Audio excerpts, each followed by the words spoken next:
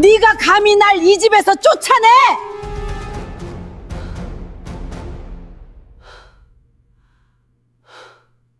윤석영은 최고급 강남 아파트의 원목 마루에 무릎을 꿇고 앉아 싸구려 드레스 셔츠를 정성스럽게 접어 거대한 명품 캐리어 안에 넣었다. 그녀의 입가에는 따뜻하고 완벽하며 동시에 소름 끼치도록 차가운 미소가 번져 있었다.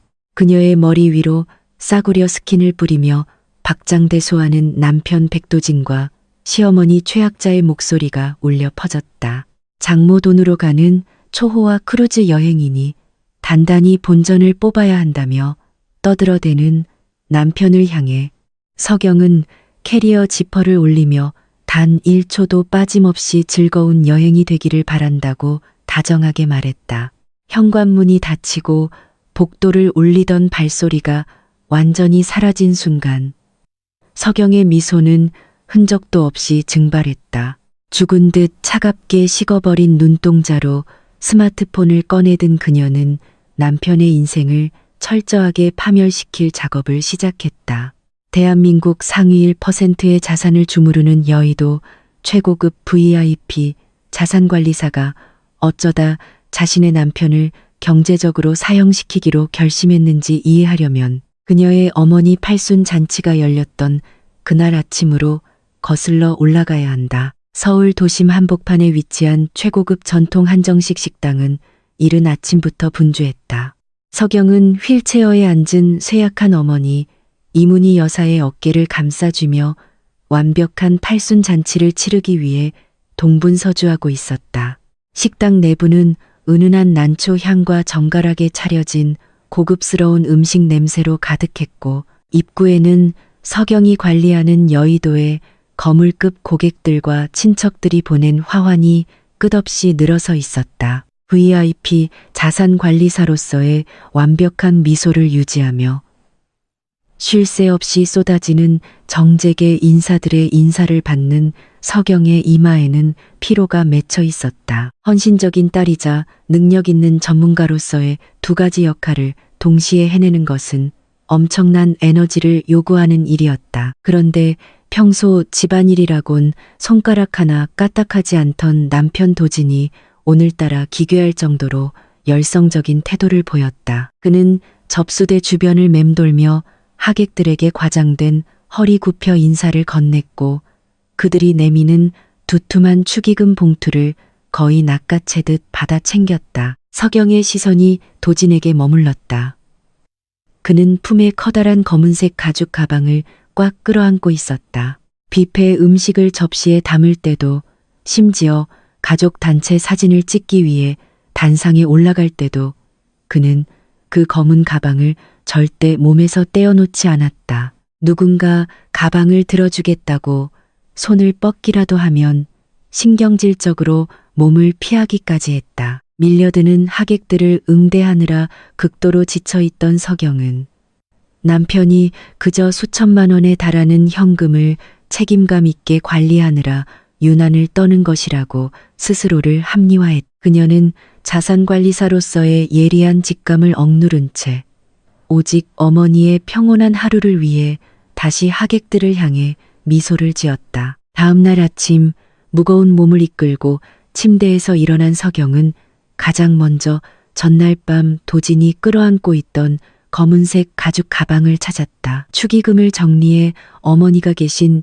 요양원 계좌로 입금해야 했기 때문이다. 거실 구석에 놓인 가방을 발견한 그녀가 지퍼를 열었을 때 서경은 자신의 눈을 의심했다.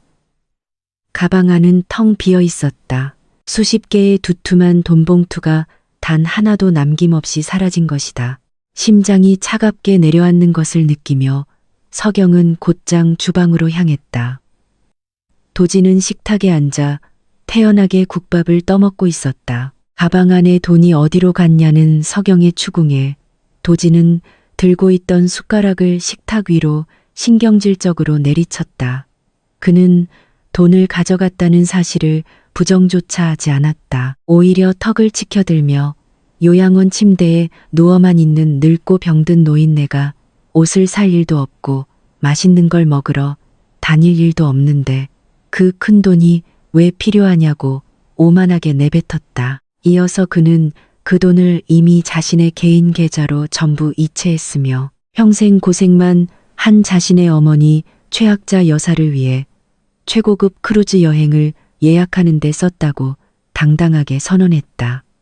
그 순간 서경의 눈앞이 새하얗게 전멸했다. 평범한 아내였다면 그 자리에서 비명을 지르며 밥상을 엎었을 것이다. 하지만 서경의 피 속에 흐르는 여의도 자산관리사의 본능이 깨어났다. 그녀는 끓어오르는 분노를 얼음처럼 차갑게 억눌렀다. 서경은 입꼬리를 올려 부드럽게 미소 지으며 어머님이 좋아하시겠다고 예약 잘했다고 대답했다. 바로 그 찰나의 순간 서경은 이 기생충 같은 남자를 세상에서 가장 고통스러운 방식으로 파멸시키겠다고 결심했다. 서경이 이런 끔찍한 결정을 내리기까지의 과정은 하루아침에 이루어진 것이 아니었다. 그녀는 여의도 금융가에서 수천억 원의 자금을 굴리는 최상위 VIP 자산관리사였다. 지금 살고 있는 넓고 화려한 강남의 아파트 역시 결혼 전 그녀가 피와 땀 그리고 엄청난 실적 보너스를 모아 오직 자신의 명의로 온전히 마련한 것이었다. 반면 도지는 결혼 당시 낡은 캐리어 하나만 달랑 들고 이 집에 들어왔다. 그는 입주한 첫날부터 자신이 극단적인 파이어족, 즉 조기 은퇴를 위해 맹목적으로 돈을 모으는 짠돌이임을 본색으로 드러냈다. 서경의 일상은 늘 숨이 막혔다. 수십억 원의 투자 포트폴리오를 조정하고 파김치가 되어 퇴근하는 밤이면 도지는 어기납답다 낯이 다지 길다란 대형마트 영수증과 빨간색 볼펜을 들고 그녀를 기다리고 있었다. 그는 영수증에 적힌 항목들을 빨간 펜으로 동그라미 치며 서경이 무심코 집어먹은 과자 한 봉지와 화장실에서 사용한 두루마리, 휴지 가격을 정확히 절반으로 나누었다. 그리고는 자신의 몫인 50%를 제외한 3,500원을 당장 자신의 계좌로 이체하라고 닥달했다. 단일 원이라도 입금이 늦어지면 그는 밤이 새도록 서경을 쫓아다니며 경제관념이 썩어 빠졌다고 폭언을 퍼부었다. 서경은 이 숨막히는 재무적 통제와 정신적 학대를 오직 거실에서 곤히 잠든 2명의 어린아이들을 위해 버텨냈다. 그녀는 남편의 행동이 그저 병적인 절약 습관일 뿐이라고 언젠가는 나아질 것이라고 스스로를 기만하며 하루하루를 견뎌내고 있었다. 시어머니가 이 집에 들이닥치기 전까지는 말이다. 서경의 위태로운 평화는 도진이 단 한마디의 상의도 없이 자신의 어머니를 강남 아파트로 들이면서 산산조각 났다. 시어머니가 살던 낡은 빌라의 월세를 아껴 자신의 주식 투자금으로 쓰겠다는 것이 도진의 유일한 이유였다. 최학자 여사는 값싼 보따리 몇 개를 들고 현관문을 들어서자마자 마치 이 거대한 아파트의 진짜 주인이라도 된 것처럼 행동했다. 그녀는 거실 한가운데 놓인 수천만 원짜리 최고급 이탈리아산 가죽 소파를 자신의 전용 왕좌로 차지했다. 금융가에서 치열한 하루를 보내고 돌아온 서경을 반기는 것은 시어머니의 날카로운 지적이었다. 최학자는 손가락으로 거실 바닥을 훑은 뒤 먼지가 묻어나오자 혀를 쯧쯧 차며 밖에서 푼돈 좀 번다고 유세 떨지 말고 당장 앞치마를 두르고 따뜻한 밥을 차려오라고 명령했다. 뼈가 부서질 듯한 피로를 참으며 서경이 정성껏 저녁을 차려내면 최학자는 고기가 질기다며 숟가락을 식탁 위로 신경질적으로 집어 던졌다. 그럴 때마다 도지는 서경을 노려보며 늙은 어머니 하나 제대로 모시지 못하는 쓸모없는 여자라며 윽박질렀다. 서경은 아이들이 깰까봐 입술을 깨물며 그 모든 굴욕을 삼켰. 하지만 며칠 전 발생한 어머니의 팔순잔치 축의금 도난 사건은 서경이 지난 5년간 필사적으로 무덤 속에 파묻어 두었던 가장 어둡고 끔찍한 기억의 봉인을 뜯어내고 말았다. 서경은 불이 꺼진 어두운 거실에 홀로 앉아 있었다. 그녀의 시선은 며칠 전 도진이 현금이 가득 든 검은 가방을 끌어안고 앉아있던 텅 빈 소파의 한 구석에 고정되어 있었다. 축의금을 훔쳐간 남편의 배신은 너무나도 익숙한 감각이었다.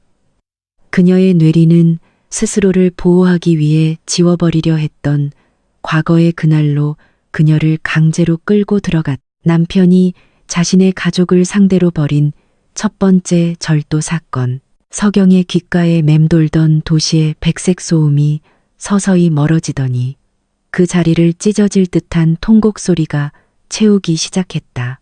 코끝을 찌르는 짙고 서늘한 하얀 국화꽃 냄새가 거실의 공기를 덮어버렸다. 서경의 의식은 정확히 5년 전 갑작스러운 교통사고로 아버지를 떠나보내야 했던 그 비극적인 장례식장으로 빨려 들어갔다.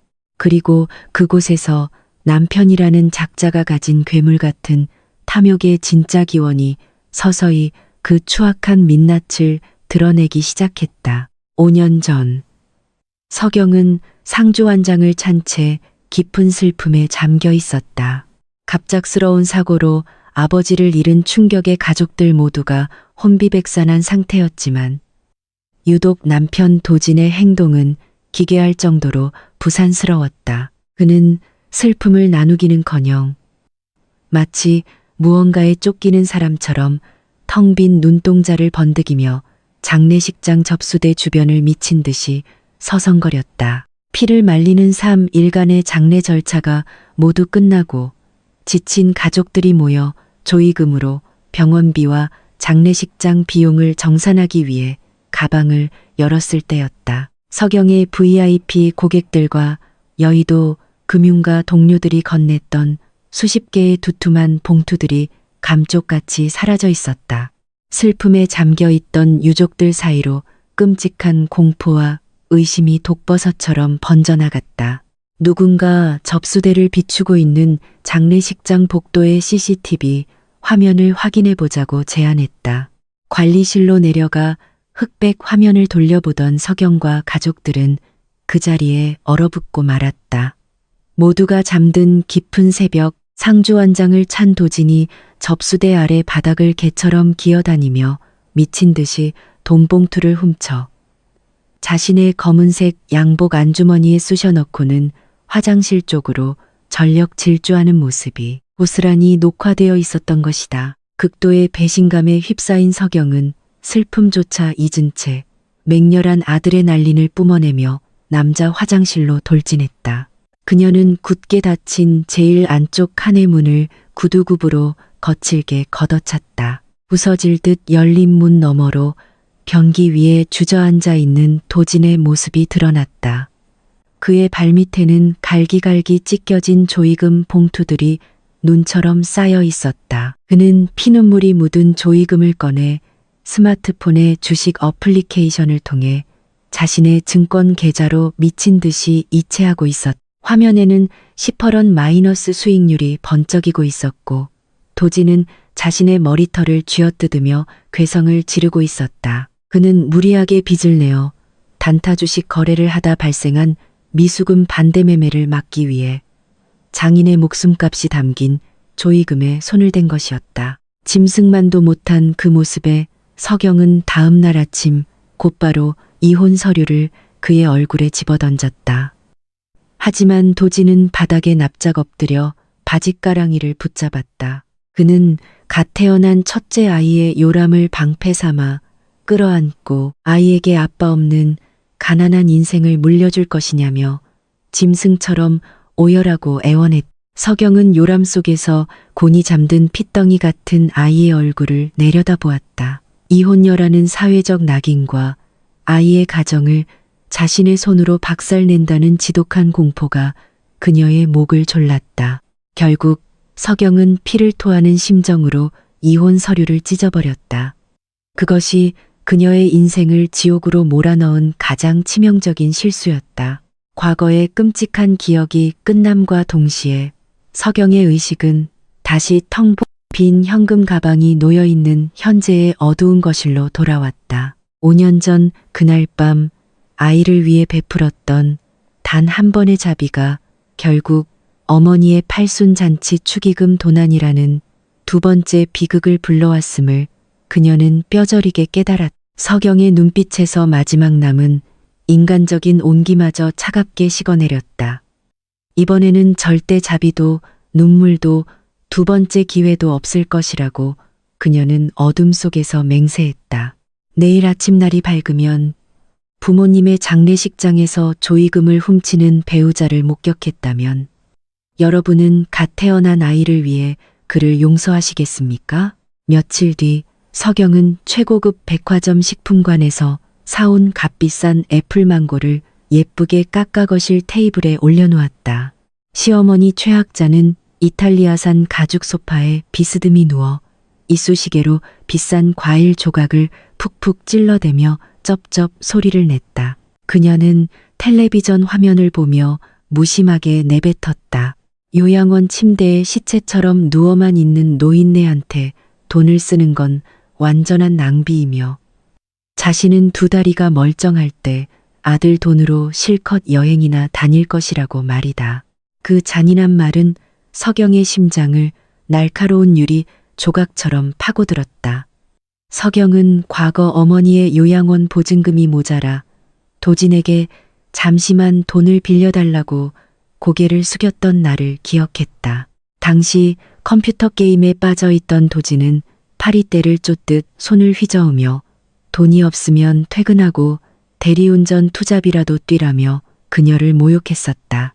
그랬던 그가 이제는 장모의 돈을 훔쳐 자기 어머니를 호화 크루즈에 태워 보내려 하고 있었다.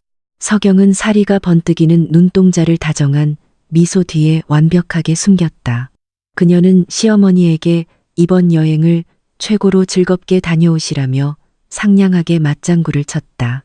두 모자가 거실에서 낄낄거리며 웃는 동안 서경의 머릿속에서는 이들의 인생을 뼈대부터 해체해버릴 복잡하고 정교한 재무적 파멸 시뮬레이션이 무서운 속도로 돌아가고 있었다. 결전의 날 아침이 밝았다. 서경이 출근 준비를 하며 거울 앞에서 붉은색 립스틱을 바르고 있을 때 화장대 위에 놓인 스마트폰이 요란하게 울렸다. 발신자는 고등학교 동창이자 대형 생명보험사의 베테랑 심사역으로 일하고 있는 친구 강유리였다. 전화를 받은 유리의 목소리는 분노로 거칠게 떨리고 있었다. 유리는 서경이 샤워를 하러 들어간 사이 도진이 몰래 자신에게 전화를 걸어왔다는 충격적인 사실을 털어놓았다. 도진은 이문희 여사, 즉 서경의 어머니 명의로 가입된 종신보험에 대해 캐물었다.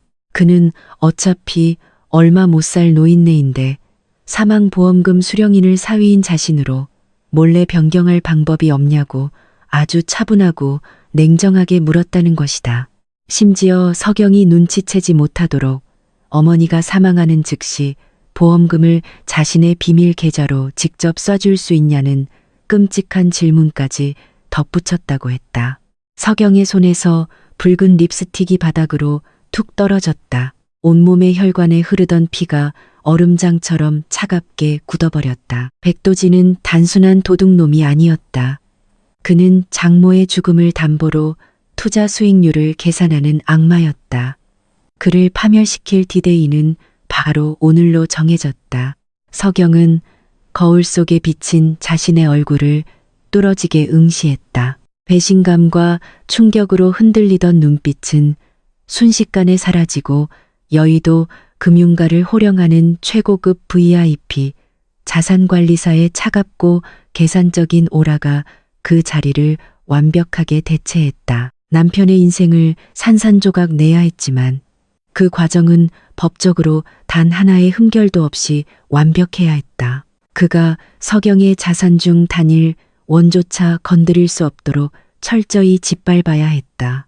서경은 화장대 의자에 앉아 노트북을 열고 보안 터미널에 접속했다. 그녀는 도진이 사용하던 IP 접속 기록, 금융거래 내역, 그리고 비밀 증권 계좌의 모든 디지털 흔적들을 무서운 속도로 추적하고 다운로드하기 시작했다. 장례식장 조의금 절도부터 시작해 단타 매매로 날린 미수금 기록, 그리고 지난 몇 년간 서경에게 3,500원씩 뜯어내며 자행했던 경제적 학대의 증거들이 거대한 파일로 완성되었다.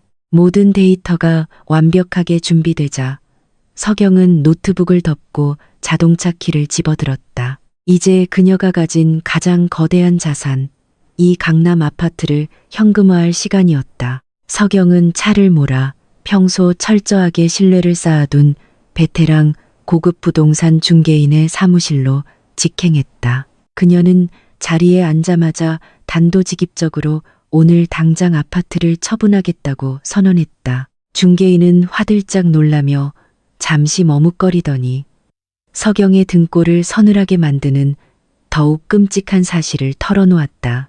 불과 며칠 전 남편 도진이 혼자 사무실을 찾아와 아파트를 강제로 매각할 방법이 없는지 집요하게 캐물었다는 것이다. 도진은 중개인 앞에서 조만간 아내를 경기도 외곽에 싸구려 빌라로 쫓아내듯 이사시키고 그 막대한 시세 차익으로 자신의 명의로 된 상가 건물을 매입할 계획이라며 득의양양하게 떠벌렸다고 했다.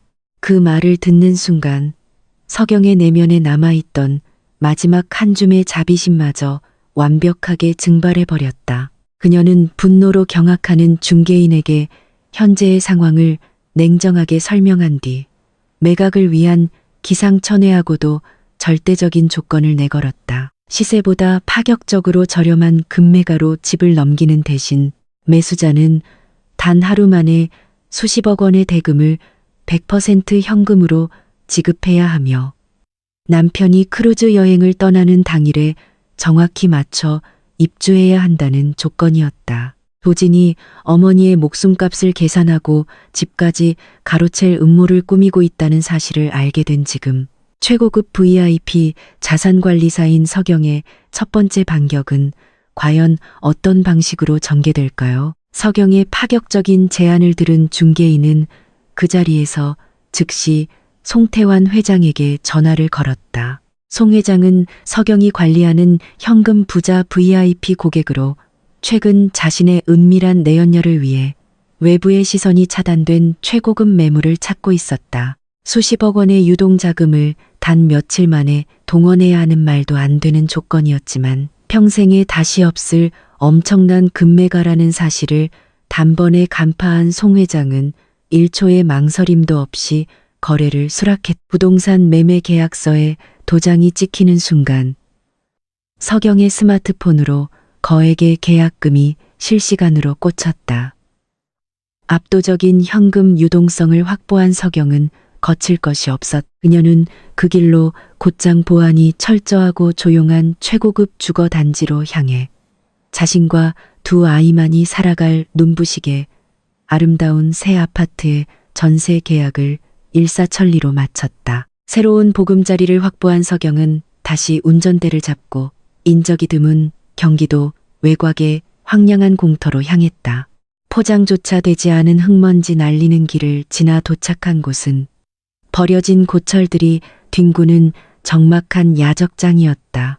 서경은 그곳에서 붉은 녹이 슬고 쥐가 들끓는 낡은 수출용 컨테이너 박스 하나를 월 20만 원에 임대했다. 그녀는 지갑에서 현금을 꺼내 6개월치 임대료인 120만 원을 일시불로 던지듯 지불했다. 곰팡이 냄새가 진동하는 이 어둡고 축축한 철창 속이 바로 오만방자한 남편 도진과 시어머니 최학자의 소중한 짐짝들이 처박힐 새로운 스위트룸이었다. 자신을 기만하고 착취한 가해자들을 가둬둘 완벽한 덫을 완성한 서경은 이제 자신의 가장 소중한 사람을 지키기 위해 발걸음을 돌렸다. 서경은 어머니가 머물고 있는 경기도 외곽의 요양원으로 차를 몰았다. 시설 자체는 나쁘지 않았지만 거리가 너무 멀어 자주 찾아뵙지 못한다는 사실은 서경의 가슴을 짓누르는 무거운 죄책감이었다. 하지만 이제 그녀에게는 아파트를 매각하여 얻은 막대한 현금이 있었다. 서경은 일말의 망설임도 없이 복잡한 퇴원 수속 서류에 서명했다. 그녀는 새롭게 계약한 자신의 아파트에서 차로 단 10분 거리에 있는 최고급 VIP 요양병원으로 어머니를 모셨다. 넓은 창문으로 따뜻한 햇살이 쏟아지는 일. 인실 침대에 어머니를 눕혀드리는 순간, 지난 수년간 서경의 숨통을 조여왔던 무거운 죄책감이 거짓말처럼 씻겨 내려갔다. 이제 매일 퇴근길에 어머니의 손을 잡아드릴 수 있게 된 서경은 한결 가벼워진 마음으로 강남 아파트로 돌아와 마지막 연극의 막을 올릴 준비를 했다. 크루즈 여행을 하루 앞둔 날 밤, 강남 아파트의 거실은 여기저기 널브러진 싸구려 명품 카피 캐리어와 옷가지들로 난장판이 되어 있었다. 도진과 최학자는 뷔페에서 본전을 뽑을 계획을 떠벌리며 주체할 수 없는 흥분에 들떠 있었다. 서경은 그들 앞에서 세상에서 가장 순종적이고 헌신적인 아내의 역할을 완벽하게 연기했다. 그녀는 거실 바닥에 무릎을 꿇고 앉아 도진의 싸구려 셔츠들의 주름을 날카롭게 잡아 정성껏 캐리어 안에 차곡차곡 채워 넣었다. 지퍼를 닫으며 단일 초도 빠짐없이 즐거운 여행이 되기를 바란다고 미소 짓는 서경을 향해 도진은 장모 돈으로 가는 여행이니 뼛속까지 단물을 빨아먹고 오겠다며 오만하게 낄낄거렸다. 그날 밤 서경은 골아떨어진 두 모자의 방문 틈새로 그들을 고요히 지켜보았다. 저들이 누리는 이 안락한 천국이 오늘 밤으로 영원히 끝난다는 사실을 아는 사람은 오직 서경 한 사람뿐이었다. 마침내 운명의 아침이 밝았다. 최학자는 코를 찌르는 싸구려 향수를 들이붓고 목에는 굵은 가짜 진주 목걸이를 건 채 현관을 나섰다. 도진 역시 머리에 끈적이는 헤어젤을 잔뜩 발라 넘기고는 마치 자신이 대단한 재벌이라도 된 양 거들먹거렸다. 두 사람은 현관에서 배웅하는 아이들을 향해 과장된 손인사를 흔들고는 공항 리무진 버스에 올라탔다. 거대한 버스가 아파트 단지 모퉁이를 돌아 완전히 시야에서 사라지는 바로 그 찰나 서경의 눈빛에 머물던 마지막 온기가 차갑게 증발했다. 그녀는 주머니에서 스마트폰을 꺼내 두 군데의 이삿짐 센터에 동시에 전화를 걸었다. 그녀의 입술 사이로 서늘한 작업 개시 명령이 떨어졌고 마침내 남편의 인생을 철저하게 부숴버릴 무자비한 철거 작업이 시작되었다. 서경의 호출이 떨어지기 무섭게 거대한 이삿짐 센터 트럭 2대가 강남 아파트 주차장으로 동시에 진입했다. 작업은 군사 작전을 방불케 할 정도로 복잡했지만 서경은 마치 전장에서 부대를 지휘하는 사령관처럼 한치의 오차도 없이 인부들을 통제했다. A팀은 도진이 끔찍하게 아끼던 영수증 상자들과 싸구려 옷가지들, 그리고 최학자의 퀴퀴한 냄새가 나는 보따리들을 가장 얇고 저렴한 종이박스에 거칠게 쑤셔 넣었다. 그 쓰레기 같은 짐들은 곧장 경기도 외곽의 쥐가 들끓는 붉은 녹슨 컨테이너 박스로 직행했다. 반면 B팀은 서경과 아이들의 소중한 물건들을 최고급 포장재로 조심스럽게 감싸 햇살이 눈부시게 쏟아지는 새로운 전세 아파트로 안전하게 운반했다. 불과 몇 시간 만에 수십억 원짜리 강남 아파트는 텅 빈 콘크리트 동굴처럼 변해버렸다. 서경은 횡한 거실 한가운데 홀로 서서 자신이 완벽하게 도려낸 과거의 흔적들을 차가운 눈으로 훑어보았다. 얼마 지나지 않아 송태환 회장의 대리인들이 텅 빈 아파트의 상태를 점검하기 위해 도착했다. 그들은 매의 눈으로 집안 구석구석을 확인했고 모든 것이 계약 조건과 완벽하게 일치한다는 것을 확인했다. 그 순간 서경의 스마트폰에서 경쾌한 알림음이 울렸다. 아파트 매각, 대금의 거대한 최종 잔금이 그녀의 계좌로 꽂히는 소리였다. 서경은 미련 없이 현관으로 걸어가 도어록의 비밀번호를 새 주인의 생년월일로 변경해버렸다. 그녀는 단 한 번도 뒤를 돌아보지 않고 그 건물을 빠져나왔다. 지난 수년간 그녀의 영혼을 갉아먹었던 지옥 같은 과거는 이제 그 닫힌 문 너머로 영원히 봉인되었다.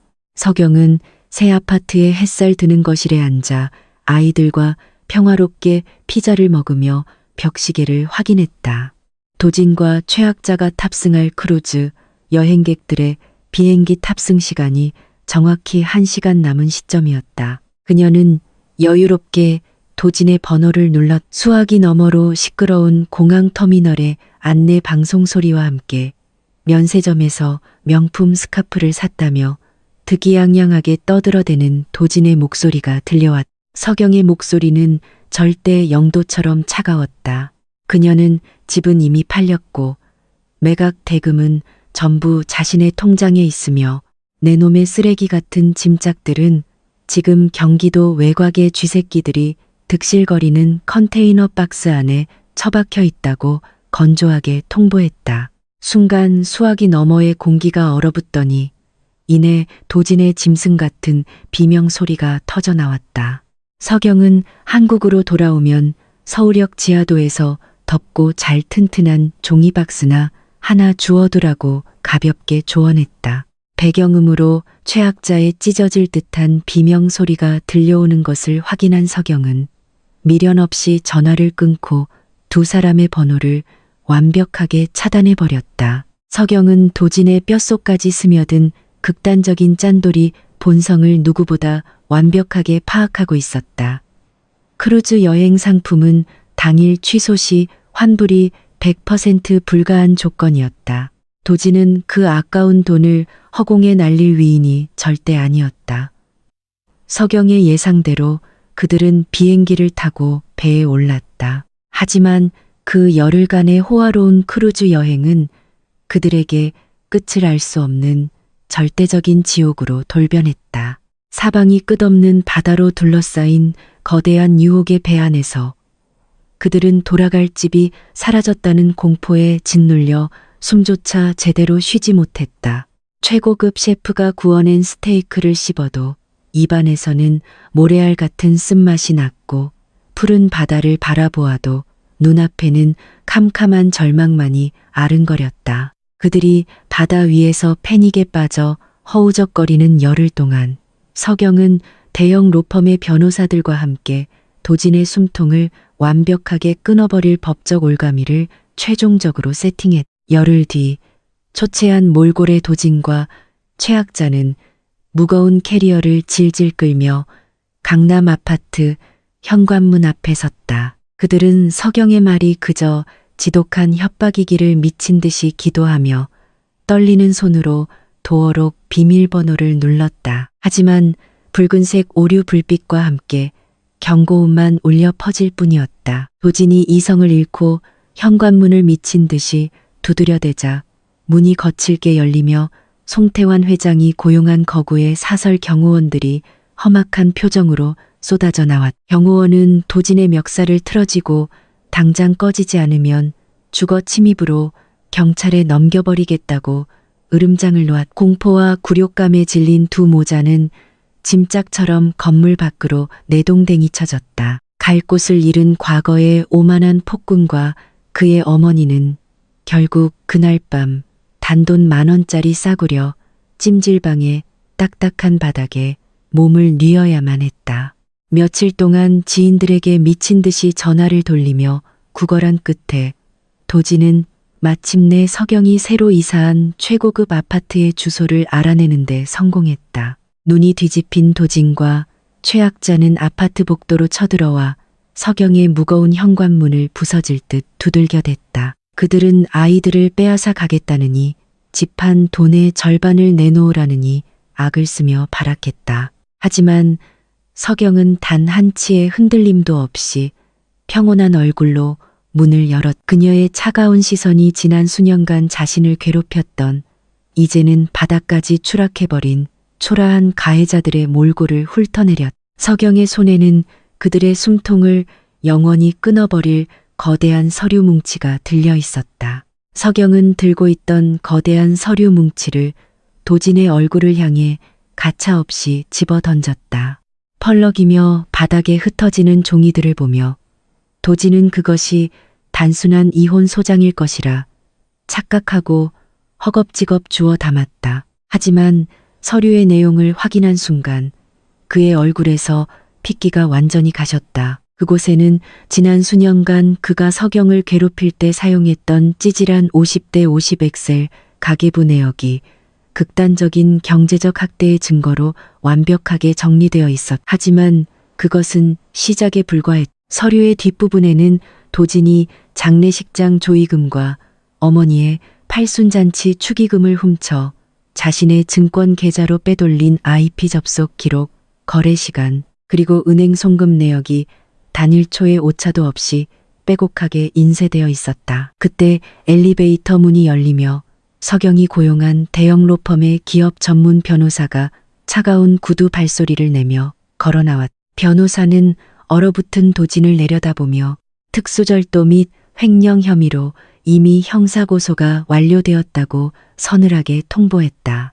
뒤늦게 헐레벌떡 달려온 도진의 싸구려 동네 변호사는 최고급 VIP 자산관리사가 작정하고 만들어낸 무결점의 금융증거 자료들을 훑어보더니 질렸다는 듯 그 자리에서 도망쳐버렸다. 유일한 구명줄마저 끊어진 도진은 그 자리에 무릎을 꿇고 무너져 내렸다. 이어진 가정법원에서의 재판은 그야말로 일방적인 대학살이었다. 판사는 도진이 저든 끔찍한 만행이 낱낱이 기록된 증거 자료들을 보며 경멸을 금치 못했다. 도진은 어떻게든 아파트 매각 대금의 절반을 뜯어내려 발악했지만 서경이 제출한 완벽한 자금 출처 추적 기록은 그가 가정의 자산 형성에 단 1%도 기여하지 않았음을 명백하게 증명했다. 횡령죄로 감옥에 가는 것만은 피해야 했던 도진은 결국 눈물을 머금고 자신이 끔찍하게 아끼던 비밀 주식 포트폴리오를 엄청난 손실을 감수하며 전부 바닥에 내던지듯 매각해야만 했다. 그것으로도 모자라. 그는 제2금융권의 살인적인 고금리 대출까지 끌어다 써야 했다. 그 모든 돈은 서경에게 지급해야 할 막대한 위자료와 훔쳐간 돈을 이자까지 쳐서 토해내는데 고스란히 쓰였다. 재판이 끝났을 때 도진의 수중에는 단일 원의 현금도 남아있지 않았다. 그는 완벽한 금융의 유령으로 전락했다. 모든 것을 잃은 도진과 최악자는 햇빛조차 제대로 들지 않고 벽면 전체가 시커먼 곰팡이로 뒤덮인 낡은 반지하 방으로 쫓겨났다. 희귀한 습기가 진동하는 좁은 방 안에서 두 모자는 매일같이 서로의 머리채를 잡고 뒹굴며 자신들이 처한 끔찍한 파멸의 책임을 상대방에게 떠넘겼다. 한때 조기 은퇴를 꿈꾸며 오만하게 굴었던 도진은 이제 매일 밤 대리운전 기사로 일하며 술에 취한 회사원들에게 굽신거려야만 했다. 최고급 이탈리아산 가죽 소파에 누워 최고급 소고기만 찾던 최악자는 싸구려 식당 주방 구석에 쪼그려 앉아 기름기 낀 불판을 닦으며 물집이 터져버린 자신의 비참한 손등을 바라보며 눈물을 흘려야 했다. 그들에게 내려진 이 잔혹한 형벌은 죽는 날까지 결코 끝나지 않을 것이다. 가해자들을 완벽하게 지옥으로 밀어넣은 서경은 자신의 화려한 경력과 완벽하게 지켜낸 자본을 바탕으로 쳇바퀴 갔던 회사 생활을 청산했다. 그녀는 여의도 중심가에 자신의 이름을 내건 독립적인 VIP 자산관리 부티크를 설립했다. 초기에는 어려움도 있었지만 그녀의 치밀한 업무 능력과 그녀를 절대적으로 신뢰하는 거물급 고객들의 지원 덕분에 회사는 눈부신 성공을 거두었다. 서경은 마침내 그 누구의 간섭도 받지 않는 완벽한 경제적, 정서적 독립을 쟁취했다. 주말이 되면 그녀는 새로 뽑은 최고급 SUV 차량을 직접 몰고 VIP 요양병원으로 향했다. 휠체어에 탄 어머니를 모시고 전망 좋은 레스토랑에서 식사를 하는 그녀의 얼굴에는 구김살 없는 환한 미소가 번져 있었다. 뒷좌석에서 들려오는 두 아이의 맑은 웃음소리는 그녀가 겪었던 모든 악몽이 영원히 끝났음을 알려주는 가장 아름다운 자장가였다. 아침 햇살이 눈부시게 쏟아지는 여의도 빌딩 숲 사이로 서경은 자신의 이름이 새겨진 부티크 사무실 유리문 앞에 당당하게 섰다. 찌질했던 엑셀 가계부의 기억도, 도둑 맞았던 돈봉투의 끔찍한 기억도 이제는 아스라한 먼지처럼 흩어져 사라졌다. 그녀는 더 이상 깨어진 가정을 지키기 위해 폭력을 인내하던 나약한 피해자가 아니었. 그녀는 자신의 명석한 두뇌와 압도적인 전문성을 무기로 자신의 피부치를 지켜내고 기생충 같은 자들을 완벽하게 도려낸 자신의 삶의 절대적인 지배자였다. 윤성영은 자신이 가진 최고의 금융 지식을 활용해 가족을 지키고 자신을 착취하려 했던 자들을 법과 자본의 이름으로 완벽하게 해체해버렸습니다. 통쾌하게 판을 뒤집고 자신의 진짜 인생을 되찾은 그녀의 새로운 출발을 응원하신다면 댓글로 여러분의 따뜻한 지지를 남겨주세요. 그리고 이처럼 짜릿한 정의 구현과 전략적인 복수극을 더 만나보고 싶으시다면 잊지 말고 구독과 좋아요를 부탁드립니다.